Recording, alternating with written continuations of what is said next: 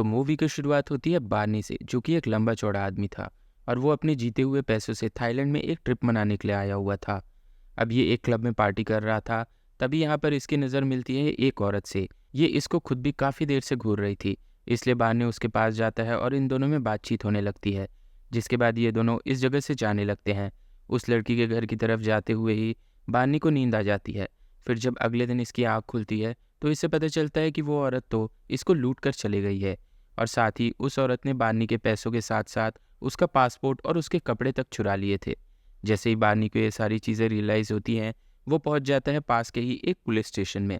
अब जैसे ही सारे पुलिस वाले बार्नी को इस हालत में देखते हैं तो वो इसके ऊपर गुस्सा करने लगते हैं। पर वहीं पर बार्नी को मुलाकात होती है एक ऑफिसर पोंग से, जो कि दिल के बहुत ही साफ इंसान थे। जब इन्हें बार्नी के साथ हुए इंसिडेंट के बारे में पता चलता है तो ये डिसाइड करते हैं कि ये बार्नी की हेल्प ज़रूर करेंगे। पर उसमें कुछ टाइम लग सकता था, क्योंकि थाईलैंड सच में एक बहुत ही बड़ी कंट्री है। और ये चीज़ जानने के बाद बार्नी सच में काफ़ी ज़्यादा परेशान हो जाता है, क्योंकि अब इस दूसरे कंट्री में रहने के लिए उसके पास पैसे तक नहीं थे। उसकी हेल्प करने के लिए ऑफिसर पोंग बार्नी को एक लेटर देते हैं जो कि टूरिस्ट सेंटर के लिए था, और उस लेटर की मदद से ये कुछ दिनों तक वहाँ पर जाकर रह सकता था। लेकिन अभी के टाइम पर बार्नी के पास उस जगह पर पहुँचने तक के पैसे नहीं थे। ये चीज़ देखते हुए ऑफिसर पोंग इसको $50 देते हैं ताकि ये उसकी मदद से उस जगह पर पहुँच सके। पर बार्नी की किस्मत इतनी ज़्यादा ख़राब होती है कि जब वो वहाँ पर जाता है तो इसे पता चलता है कि टूरिस्ट सेंटर ही कुछ दिनों के लिए बंद रखा है। इसलिए ये चुपचाप सड़क पर बैठ जाता है। अब बार्नी यहाँ पर आराम से अपने ख्यालों में खोया ही हुआ था कि अचानक से ही हम लोग एक लड़की को देख पाते हैं जिसके पीछे कुछ गुंडे लगे हुए थे। ये लड़की भाग कर आती है और बार्नी के पीछे छुप जाती है। बार्नी अपने ख्यालों में इतना ज़्यादा खोया हुआ था कि इसे इन चीज़ों के बारे में होश ही नहीं रहता। इतने में ही यहाँ पर वहाँ सारे गुंडे भी आ जाते हैं, जो कि बार्नी से उस लड़की के बारे में पूछताछ करने लगते हैं। बार्नी, जिसको इन सब चीज़ों के बारे में कुछ भी नहीं पता था, वो गुंडे से बोलने लगता है कि उसने किसी भी लड़की को नहीं देखा। लेकिन इतने में ही वो लड़की, जिसका नाम कैट था, वो बार्नी के पीछे से बाहर आती है और वो गुंडे उसे देख लेते हैं। जिसके बाद वो बार्नी के साथ उस लड़की की भी बहुत पूरी तरीके से धुलाई करते हैं। अब वैसे तो बार्नी दिखने में बहुत ज़्यादा खतरनाक था, लेकिन जिस तरह का वो दिखता था वो उसका बिल्कुल विपरीत था। कहने का मतलब है कि जितना खतरनाक वो दिखा करता था, असल में वो उतना ही ज़्यादा डरपोक था। और इसी बात का फ़ायदा उठाते हुए वो सारे के सारे गुंडे कैट और बार्नी को बहुत बहुत बुरी तरीके से मारते हैं। लेकिन तभी यहाँ पर इनकी मदद करने के लिए डोकिया पहुँच जाती है, जो कि कैट की बहन थी। इसी बात के पीछे वो इन सब गुंडों को बहुत बुरी तरीके से मारती है और अब डोकिया उन सभी गुंडों को वहाँ से मारकर भगा देती है। जिसके बाद वो कैट से पूछती है कि आखिरकार वो लोग इसका पीछा क्यों कर रहे थे। जवाब में कैट बोलती है कि मुझे इस चीज़ का कारण नहीं पता। पर तभी हम लोग देख पाते हैं कि वो डोकिया से छुपाते हुए कुछ अपने पर्स में डालने की कोशिश कर रही है, लेकिन डोकिया का ध्यान उस तरफ नहीं जाता। फिर जब ये लोग घर की तरफ जाने लगते हैं तभी इनके पास बार्नी आता है, जो कि डोकिया को उसका सामान देता है, जो कि लड़ाई के दौरान डोकिया के हाथों से गिर गया था। तब डोकिया नोटिस करती है कि बार्नी के सर से तो खून निकल रहा है और इसीलिए ये लोग इसको पास के टेम्पल में लेकर जाते हैं, जहाँ पर और भी बच्चे रहा करते थे। अब वहाँ पहुँचने के बाद ये लोग बार्नी को सभी बच्चों से मिलवाते हैं और उसके बाद वहाँ के मॉन्क से भी। फिर जब मॉन्क को बार्नी की हालत के बारे में पता चलता है तो वो बार्नी को यहाँ पर रुकने की परमिशन दे देता है। साथ ही वो कैट से बार्नी के लिए कुछ कपड़ों का भी इंतज़ाम करने के लिए बोलता है। जिसके बाद यहाँ से कैट और डोकिया अपने घर की तरफ चले जाते हैं, जहाँ पर जाने के बाद इनकी मॉम इन्हें बहुत बुरी तरीके से डांटती है, क्योंकि इन्हें पता चल गया था कि इन दोनों ने आज लड़ाई करी थी। और तब उनका गुस्सा शांत करवाने के लिए इन दोनों को यहाँ पर वादा करना पड़ता है कि आज के बाद ये दोनों कभी भी लड़ाई नहीं करेंगी। वहीं हम लोग बार्नी को देख पाते हैं, जिसके खर्राटों की वजह से बाकी सारे बच्चे सो नहीं पा रहे थे। इसलिए वो बार्नी को लाउड स्पीकर की मदद से सुबह सुबह उठा देते हैं। और अब उठने के बाद बार्नी यहाँ पर मॉन्क्स के कुछ काम करने में मदद भी करता है। जिसके बाद ये लोग लंच करते हैं। अब बार्नी को वहाँ पर रहते हुए कुछ टाइम बीत गया था और उसे वहाँ पर रहना काफ़ी ज़्यादा पसंद आ रहा था। इसी के साथ साथ एक दिन हम लोग देख पाते हैं कि कैट इसको अपने साथ अपनी मॉम के रेस्टोरेंट में लेकर जाती है। और जब डोकिया की मॉम बार्नी को देखती है तो वो काफ़ी डर जाती है, क्योंकि वो उसके सामने काफ़ी ज़्यादा छोटी थी। लेकिन बार्नी के वहाँ पर आने की वजह से वो सच में काफ़ी ज़्यादा खुश थी। इसलिए वो उसे एक डिश बनाकर खिलाती है, जो कि सच में काफ़ी ज़्यादा स्पाइसी था। लेकिन स्पाइस बार्नी के ऊपर कुछ अजीब ही असर करते थे।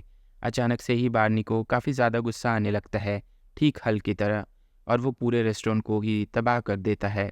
लेकिन जैसे ही उसे पानी मिलता है वो तुरंत ही शांत हो जाता है और उसके बाद उसे बहुत ज़्यादा पछतावा होता है कि उसने कैट की मॉम का रेस्टोरेंट बर्बाद कर दिया। तब यहाँ पर बानी काफ़ी बार सॉरी बोलता है ताकि वो अपनी गलती को माफ़ करवा सके, पर उसकी गलती माफ़ करने लायक नहीं थी।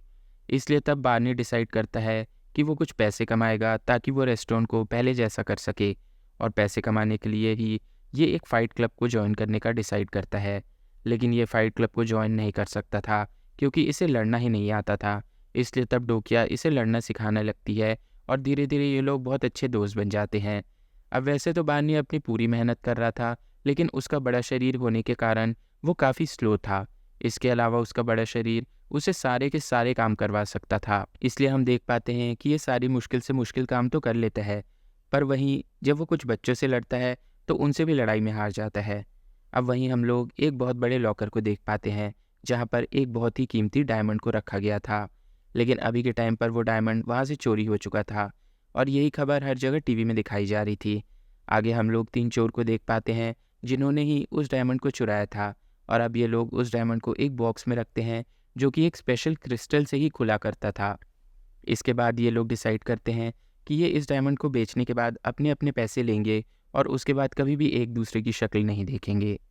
अब इन्हें उस डायमंड को बेचने के लिए 4 दिन बाद जाना था, इसलिए ये लोग डिसाइड करते हैं कि ये 4 दिन तक इसी शहर में मौज मस्ती करेंगे। दूसरी तरफ हम लोग डोकिया को देख पाते हैं जो कि बानी को यंग के पास लेकर आई थी, जिसकी एक खुद की फाइटिंग रिंग थी जहाँ पर वो लोगों की फाइट कराता था। अब डोकिया के कहने पर यंग बानी को भी रिंग में लड़ाई करने देता है, पर पहली ही फाइट के दौरान बानी बहुत बुरी तरीके से पिट जाता है, जिससे डोकिया और साथ ही कैट को समझ में आ जाता है कि बानी को शायद रिंग में नहीं जाने देना चाहिए। लेकिन बानी का मूड इस सब से सच में काफ़ी ज़्यादा ख़राब हो गया था, क्योंकि पहला तो वो रेस्टोरेंट की मदद करना चाहता था और दूसरा खुद के लिए भी कुछ पैसे जमा करना चाहता था। जहाँ पर ये लोग बातें करते हुए घूमने लगते हैं। अब बानी इन लोगों के साथ घूम ही रहा होता है कि तभी अचानक से इसकी नज़र उस लड़की पर पड़ती है जिसने इसका पासपोर्ट और साथ ही इसके पैसे चुराए थे। अब बानी को देखते ही वो औरत वहाँ से भागने लगती है, तभी बानी भी उसका पीछा करता है। रास्ते में ही हम लोग डिटेक्टिव पोंग को भी देख पाते हैं, जो कि जब बानी को एक औरत के पीछे भागते हुए देखता है तो वो भी बानी का पीछा करने लगता है। अब वो औरत भागते हुए एक अजीब से कैबिन में पहुंच गई थी, जहां पर इसका एक साथी बहुत सारे फेक पासपोर्ट्स बना रहा था, और इतने में ही यहाँ पर मिस्टर पोंग भी पहुंच जाते हैं, जो कि इन सभी लोगों को अब गिरफ्तार करने वाले थे। और अब वो सारे के सारे क्रिमिनल मिलकर मिस्टर पोंग के ऊपर हमला कर देते हैं। ये चीज़ देखते हुए मिस्टर पोंग भी इन सब से लड़ाई कर रहे थे, और इसी बीच बार्नी को टाइम मिल गया था कि वो कैट से बोल सके कि कैट उसका पासपोर्ट ढूंढ दे। अब कैट भी वहाँ पर बार्नी का पासपोर्ट ढूंढने लगती है, जो कि उसे कुछ देर में मिल भी जाता है, पर वो बार्नी के सामने ऐसा दिखाती है कि वो किसी और का पासपोर्ट था। जिसके बाद वो बार्नी के पासपोर्ट को अपने बैग में रख लेती है और यहाँ से निकल जाती है। दोस्तों, यदि अब तक की एक्सप्लेनेशन आपको अच्छी लग रही है तो प्लीज़ वीडियो को लाइक और चैनल को सब्सक्राइब कर दो, और यदि आप चाहते हो कि मैं आपके पसंद की किसी मूवी को एक्सप्लेन करूं तो मूवी का नाम भी कमेंट कर दो। अब आगे हम लोग कैट और साथ ही डोकिया को एक बीच पर बैठे हुए देखते हैं, जहां पर ये लोग आज होने वाली फ़ाइट के बारे में बात कर रहे थे। अब वो फ़ाइट रात में होने वाली थी, पर क्योंकि डोकिया जानती थी कि उसकी मॉम उसे फ़ाइट में पार्टिसिपेट नहीं करने देगी, इसलिए वो उन्हें मनाने का सोचती है। और इसके बाद ये अपनी मॉम से झूठ बोलकर बार्नी को लेते हुए सीधा पहुंच जाते हैं फ़ाइट क्लब में, जहाँ पर हम लोग देख पाते हैं कि डोकिया वहाँ पर लड़ाई करने वाली थी। अब यंग ने ही यहाँ पर डोकिया की फ़ाइट को फिक्स करवाया था, इसलिए शुरुआत में ही उसके पास सारा का सारा अमाउंट आने वाला था। और यहीं पर हम लोग उन 3 चोरों को भी देख पाते हैं जिन्होंने उस नेकलेस को चुराया था, और वो भी इस लड़ाई का मज़ा ले रहे थे। अब लड़ाई चालू होती है और हम लोग देख पाते हैं कि डोकिया की लड़ाई होने वाली है यंग के ही एक फ़ाइटर से, जो कि सच में बहुत ज़्यादा खतरनाक था। अब पहले राउंड में तो डोकिया इसको बहुत बुरी तरीके से मारती है, लेकिन ये खुद भी काफ़ी ज़्यादा घायल हो गई थी। इसलिए यहाँ पर कैट उससे बोलती है कि शायद इन्हें घर वापस जाना चाहिए, लेकिन डोकिया ऐसा करने से साफ इनकार कर देती है क्योंकि उसे पैसों की सच में काफ़ी ज़्यादा नीड थी। अब दूसरा राउंड चालू होता है और हम देख पाते हैं कि राउंड के चालू होने से पहले यंग ने अपने फाइटर को एक ब्लेड दे दिया था, जिसकी मदद से यंग का फाइटर डोकिया को बहुत बुरी तरीके से मारता है और डोकिया की आंखों के सामने अंधेरा छाने लगता है। अचानक से ही डोकिया की आंखों के सामने उसकी मॉम का चेहरा आता है और वो डिसाइड करती है कि वो अपनी मॉम के लिए रेस्टोरेंट बना कर रहेगी। इसलिए वो खड़ी होती है और यंग के फाइटर को बहुत बुरी तरीके से मारती है। फिर जब यंग देखता है कि चीटिंग करने के बावजूद भी उसका फाइटर नहीं जीत रहा, तो वो तुरंत ही मैच को ड्रॉ करवा देता है। इससे डोकिया जीत तो जाती है, पर वो अमाउंट नहीं मिलता जो उसे मिलना चाहिए था, और ये सारी चीज़ें देखने के बाद बार्नी को भी काफ़ी ज़्यादा गुस्सा आ गया था। इसलिए वो यंग के सामने आता है ताकि वो उसे मज़ा चखा सके। पर क्योंकि यंग जानता था कि बार्नी सिर्फ शरीर से बड़ा है, इसलिए वो अपने साथियों को बुलाकर इसे बहुत बुरी तरीके से पिटवा देता है। अब यहाँ से पिटने के बाद जब ये लोग इस हालत में घर पहुँचते हैं, तो कैट की मॉम यहाँ पर इन तीनों के ऊपर काफ़ी ज़्यादा गुस्सा करने लगती है और साथ ही वो काफ़ी ज़्यादा दुखी भी थी।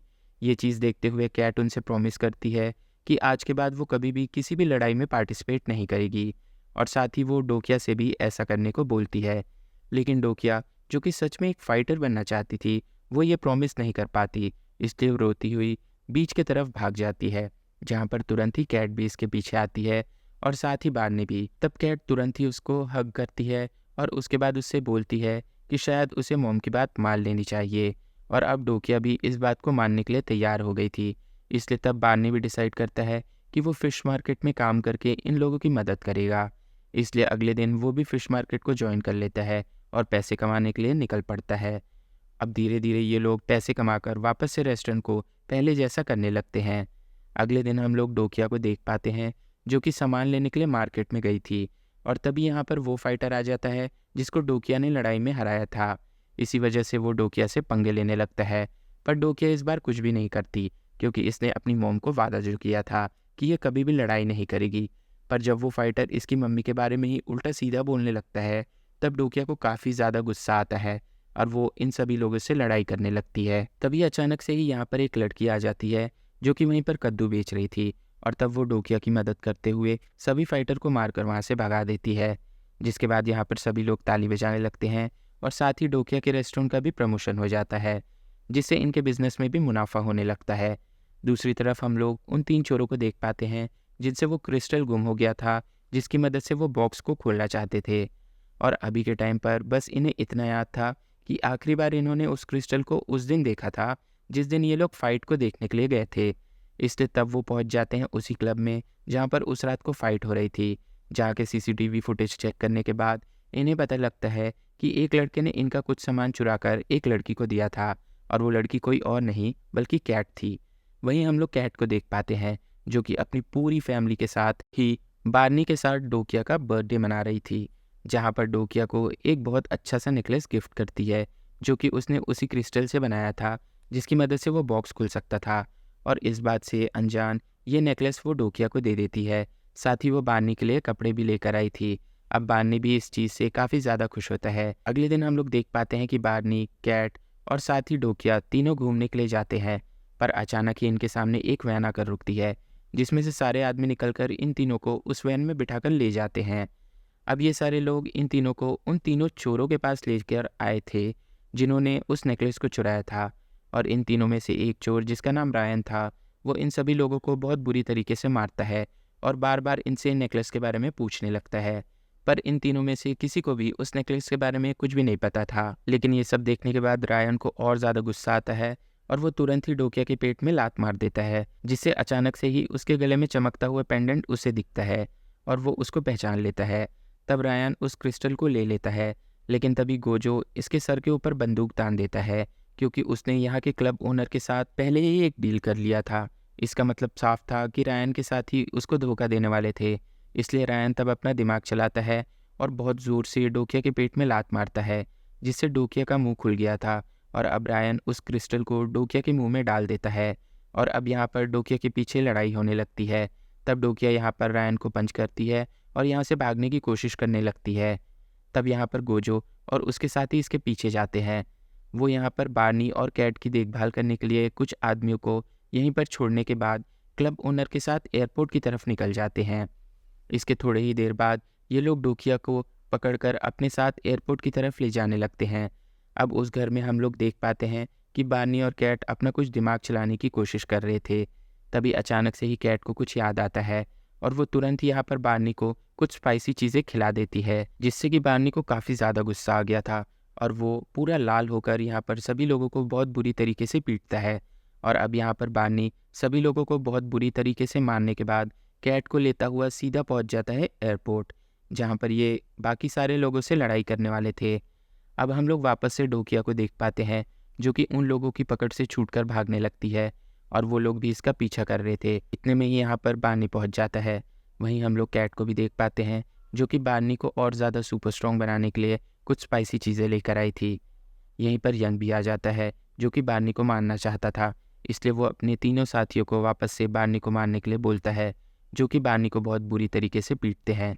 लेकिन सही टाइम पर कैट यहाँ पर बार्नी को वो सारी की सारी स्पाइसी चीज़ें खिला देती हैं, जिससे बार्नी और ज़्यादा सुपर स्ट्रॉन्ग हो गया था। तब वो यहाँ पर सभी लोगों को बहुत बुरी तरीके से पीटता है। लेकिन अभी के टाइम पर वापस से गोजो डाकिया को पकड़ लेता है और साथ ही वो बार्नी के भी कंधे पर शूट कर देता है।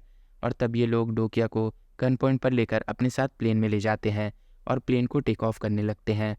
पर तभी हम लोग बार्नी को देख पाते हैं, जो कि भागता हुआ प्लेन के सामने आ जाता है और अब वो भागता हुआ सीधा प्लेन के ऊपर जंप कर देता है, जिसकी वजह से ये सीधा कॉकपिट में घुस गया था। वहीं हम लोग डोकिया को देख पाते हैं, जो कि मौका पाते हुए इन सभी लोगों को पीटने लगती है। इतने में ही यहाँ पर रैन पहुँच जाता है, जो कि पहले अपने साथियों से बदला लेना चाहता था, इसलिए वो उनको ऊपर टूट पड़ता है। इतने में ही यहाँ पर पुलिस पहुँचकर इन सभी लोगों को पकड़ लेती है, पर हम लोग देख पाते हैं कि बार्नी की हालत सच में काफ़ी ज़्यादा ख़राब हो गई है। इसलिए तब यहाँ पर कैट उसे उसका पासपोर्ट वापस कर देती है और इसे बताती है कि इसने इस पासपोर्ट को इसलिए चुराया था क्योंकि ये नहीं चाहती थी कि बार्नी वापस से अपने घर जाए। तब बार्नी अपने पासपोर्ट को उठाता है, जिसके अंदर कैट ने एक ड्राइंग बना कर रखी हुई थी, जिसमें उसने अपने फैमिली के अंदर बार्नी को भी बना कर रखा हुआ था, जिसे देखने के बाद ये काफ़ी ज़्यादा खुश हो जाता है और अब ये उठ खड़ा होता है। और जहाँ हम लोग कुछ समय बाद का सीन देख पाते हैं कि डोकिया अब अपने मम्मी के रेस्टोरेंट में उनकी मदद कर रही है, साथ ही वो फाइटिंग भी करती है। और कैट, जिसको बार्नी के साथ रहना पसंद था, बार्नी उसको अपने साथ अपने घर ले गया है, जहाँ पर वो उसका बिल्कुल अपनी बेटी की तरह ही ख्याल रखता है। और साथ ही उन्होंने वहीं पर एक रेस्टोरेंट भी खोल लिया है, जिसको वो लोग बहुत खुशी खुशी चलाते हैं। इसी के साथ ये मूवी यहीं पर ख़त्म होती है। तो उम्मीद है कि इस मूवी की एक्सप्लेनेशन आपको अच्छी लगी होगी, और यदि एक्सप्लेनेशन अच्छी लगी है तो चैनल को सब्सक्राइब करना और वीडियो को लाइक करना और कमेंट भी करना। मैं ऐसे ही मज़ेदार एक्सप्लेनेशन वीडियोस लाता रहूँगा। तब तक के लिए गुड बाय।